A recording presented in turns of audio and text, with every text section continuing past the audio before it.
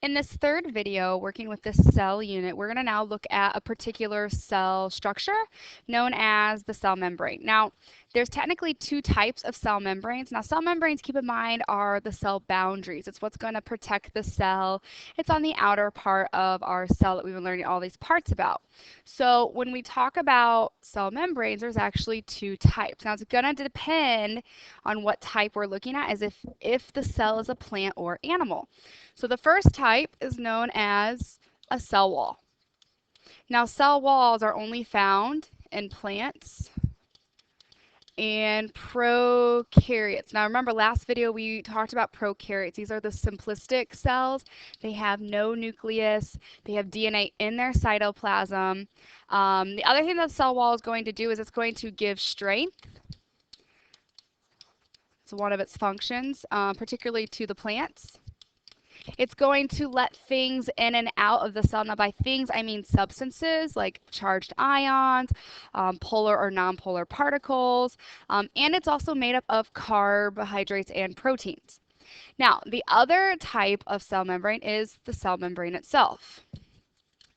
Now, cell membrane is found not only in plants and prokaryotic cells, but it's also found in eukaryotes. Keep in mind, these are the cells that are much more complex. They have many more organelles. They have their DNA in the nucleus. And so we can also say animal cells as well. So cell membrane is going to be in all types of these cells. Now, it's made of, and we're going to look at this in much more detail in this video, a double layer, that means there's two layers of it, I can't fit it in, lipid. So lipid is a macromolecule. Phospholipid is the polymer of that macromolecule lipid, bilayer. Now, cell membrane, I'm going to draw a little picture of a cell here. If this is my cell, okay, if you're thinking of a plant, it's going to have two cell boundaries. The cell membrane is the one that's on the outer. It's going to surround this cell wall. So this is, keep in mind if we're working with plants and prokaryotes, but they're going to have both of these boundaries. So this phospholipid bilayer, you can kind of see here, this is the big picture. The cell membrane has a lot going on with it. So we're going to zoom in more on this particular structure. So if we just take a chunk of the cell membrane, here's its parts, okay?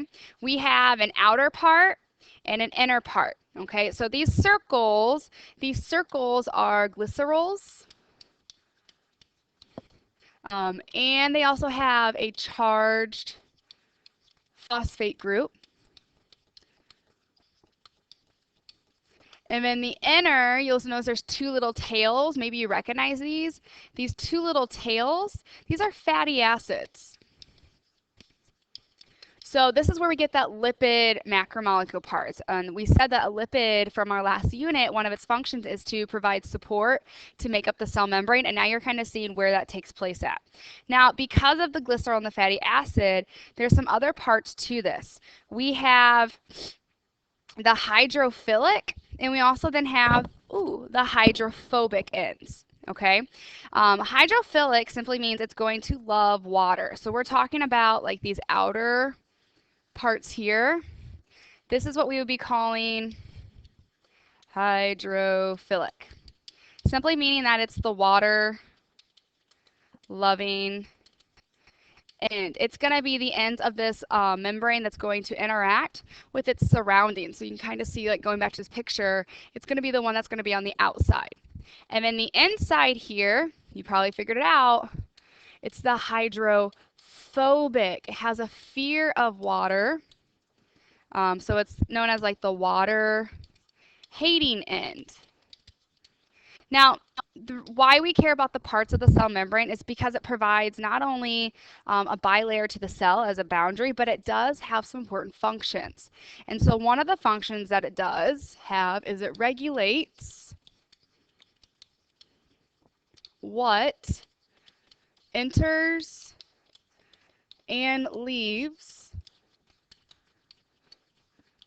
the cell. And so what it's looking at is it's actually being a selective permeability. That means it's going to pick and choose what it's going to allow in and out of the cell. It's kind of like your door to your house. You lock it for a reason because you're limiting who can get into your house at certain times and who cannot. And so how we decide the selective permeability is it depends on the molecule size, its polarity. Keep in mind, polarity is a result of the electrons and how they're bonded between the two elements in a compound. Also, concentration, so how much of one compound or ion you have inside versus outside the cell. Okay, this whole selective permeability is going to help regulate and help keep the cells homeostasis, which means helping keep normal temperatures, normal processes going on. A second function that the cell membrane has for the cell is it helps protect and support the cell. It's what gives it its shape. It's what protects it from the outer surroundings. A third function is going to be how everything is arranged. And so you can say that it looks like a fluid mosaic model. This is describing how the fluid part, the membrane is flexible, it's not rigid, it's able to move, it's able to, move like as the cell is moving, the membrane also moves. The phospholipids move from side to side. But then if you also look at the molecules in the membrane, they're going to look like a colored mosaic. And if you don't know what a colored mosaic is, it's a lots of colored different, not colored, a lots of variety of different colors of tiles. And so let's just go back to that original picture. Okay, it's moved, so you can see the flexibility. You can see all the different things in it. We got protein channels, we have cholesterol, we have some carbohydrate chains, all these important macromolecules. And so you can see that it's bending. So it's called a fluid mosaic model. Not only can it select what goes in and out, but it's just a way to describe. Even look at this. This is like a scanning electron picture here of our cell membrane. And you can see just how colorful it is, how detailed it is. Now, how we decide what's going to go in and out of our cell is dependent upon what kind of molecules we have. Okay, so when we talk about like polarity, when we talk about the size of the molecule, it does make a difference. Not everything can just go in and out. And so that's where if we have like a chemical signal, how we get them across this membrane, across this like door into the cell, is it needs two receptors. And so our first receptor to help get these signals across is known as intracellular receptor. Now, intra, just kind of thinking about this prefix, means within. So we're talking about a receptor that's already inside the cell. Okay, and so when we talk about receptor, what this means is simply we're talking about a protein. Remember, proteins are made up of amino acids that's going to receive a signal and perform some sort of action dependent upon whatever that signal is. Now, like I said, there's two ways to get these signals across. So we're just talking about the receptor, this protein that's already inside the cell. So what's going to happen is a molecule will cross the membrane.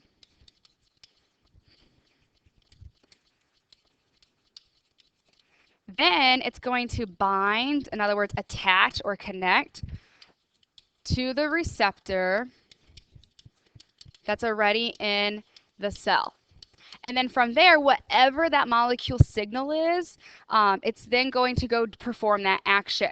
Now, these molecules, to get across that membrane, these are small. That way it can slip through the membrane.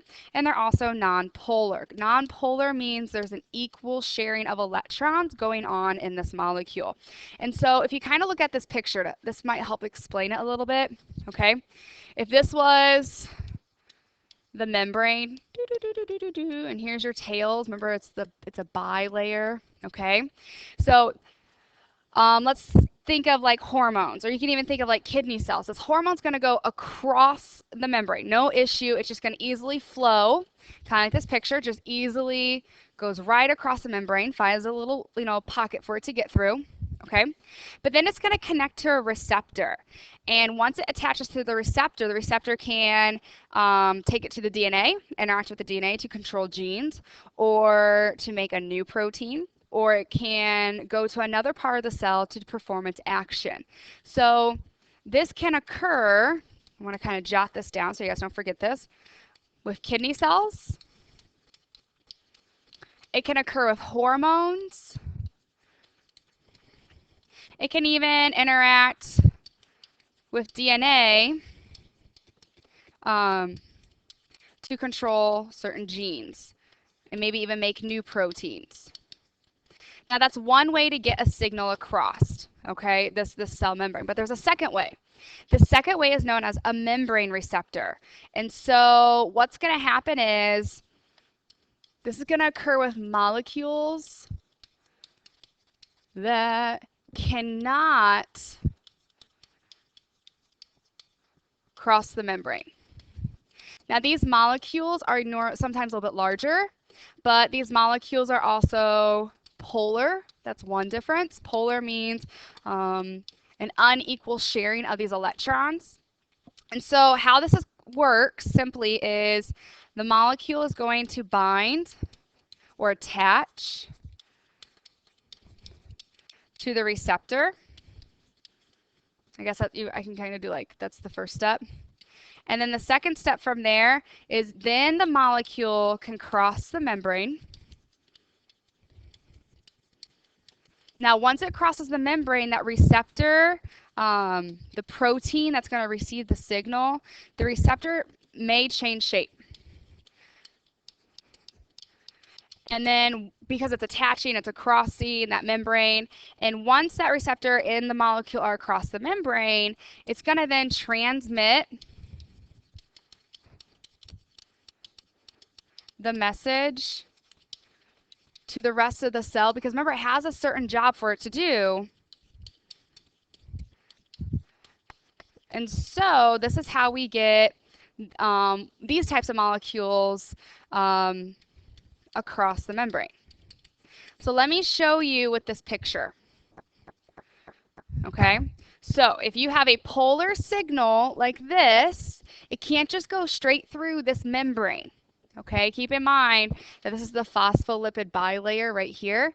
So it's going to attach to the receptor, and then it's going to come across the membrane and then go to where it needs to perform its job. So this right here is the membrane receptor.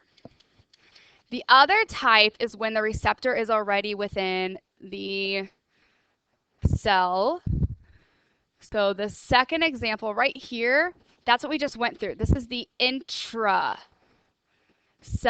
receptor, because you already had the receptor inside, and the smaller molecule, the smaller signal can come straight across that membrane with no trouble and simply attach to the receptor, the protein, and then perform its function wherever it needs to go.